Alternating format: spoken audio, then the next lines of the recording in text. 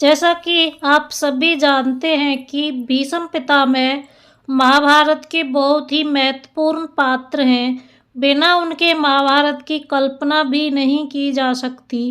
भीष्म पितामह 58 दिनों तक बाणों की शैया पर लेटे रहे। इसी बीच कई शल्य चिकित्सकों को उनके उपचार के लिए बुलवाया गया था, परंतु वे उन्हें मना कर देते और कह देते थे कि मुझे सूर्य के उत्तरायण होने का इंतजार है, बस तब मैं अपने प्राण त्याग दूंगा। तब तक ये सरसैया ही मेरी चिता है। वे ऐसा इसलिए कर पाए क्योंकि उन्हें अपने पिता महाराज शांतनु से इच्छा मृत्यु का वरदान प्राप्त था। हालांकि इस दौरान उनके बंधु बांधव उनसे मिलने आते रहते, लेकिन जो प्रश्न उनके मन में था उसका उत्तर किसी के भी पास नहीं था। वे अपने मन ही मन सोचते रहते कि आखिर उन्हें ही क्यों इस पीड़ादायक कांटों की सेज पर सोना पड़ा। अंततः एक दिन भगवान श्री कृष्ण उनसे मिलने के लिए आते हैं तो पितामह से रहा नहीं गया और उन्होंने भगवान श्री कृष्ण से पूछा कि हे मधुसूदन, मुझे अब तक के मेरे 10 जन्म याद हैं जिनमें मैंने शायद ही कोई ऐसा पाप किया हो जिससे कि मुझे यह असहनीय पीड़ा भोगनी पड़े। फिर आखिर विधाता ने मुझे ही क्यों इस अपार कष्ट को भोगने के लिए चुना। तब भगवान श्री कृष्ण ने कहा, हे पितामह, आपको केवल आपके 10 जन्म याद हैं, परंतु मैं आपको आपके पूर्व जन्म तथा उनमें किए गए पाप भी बता सकता हूँ और संभवतः इससे आपको स्पष्ट भी हो जाएगा कि उसी पाप के कारण आपको यह अपार कष्ट भोगना पड़ रहा है। इतना सुनते ही पितामह के मुखमंडल पर ऐसे भाव आ जाते हैं कि मानो अब जैसे उनकी किसी बहुत बड़ी समस्या का समाधान होने वाला है। भगवान आगे कहते हैं कि ये बात आपके 10 जन्मों से भी पूर्व की है, जब आप एक राजकुमार हुआ करते थे और अक्सर आखेट करने की मनसा से एक वन से दूसरे वन की यात्रा किया करते थे। एक दिन जब आप एक वन से गुजर रहे थे, तब आपके रास्ते में एक सर्प आ गया था। तब आपने बिना कुछ सोचे समझे उसे रास्ते से हटा दिया था, परंतु दुर्भाग्यवश वो सर्प कांटों की झाड़ियों में जा फंसा। वह झाड़ियों से बाहर निकलने का जितना प्रयास करता, उतने ही कांटे उसकी पीठ में चुभ जाते।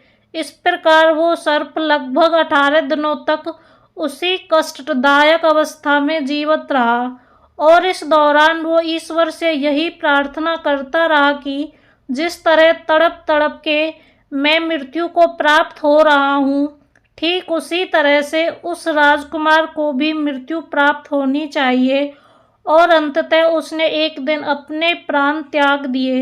इस तरह से हे पितामह, आप अपने किए गए उसी अपराध का फल भोग रहे हैं।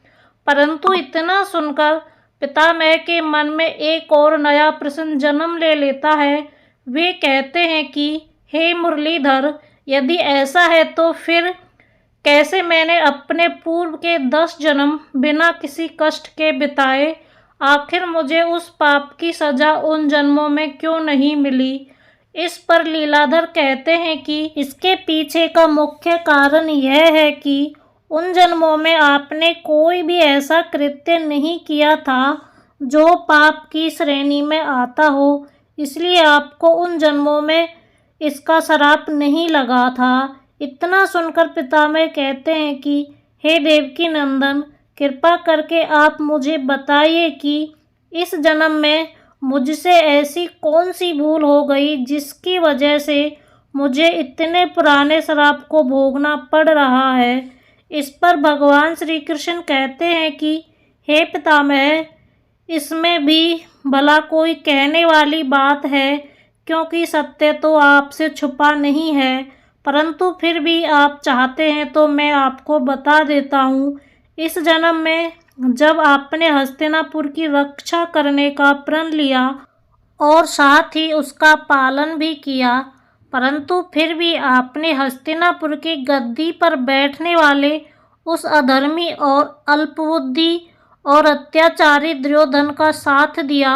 बस यहीं से आपके पहले पाप की शुरुआत हो गई थी। इसके बाद आपसे दूसरा पाप तब हुआ जब आपकी आंखों के सामने उस भरी सभा में पांडवों के साथ धृतकीड़ा में छल और आपकी पुत्रवधू का चीरहरण हुआ। परंतु ना ही आपने उस कपटी शकुनी को रोका और ना ही दुर्योधन और दुशासन को ऐसा करने से रोका। बस इन्हीं पाप कर्मों के कारण आपके पुण्य कर्मों का क्षय हो गया और पूर्व जन्म का पाप फिर से फलित हो गया और परिणाम आपके सामने है। इतना सुनकर पितामह के मुखमंडल पर फिर एक नई चमक तैर उठी, मानो अब उनके सारे कष्ट समाप्त हो गए हों। उन्होंने श्री कृष्ण का हाथ थाम लिया और प्रभु ने भी पितामह को अपने हृदय से लगा लिया।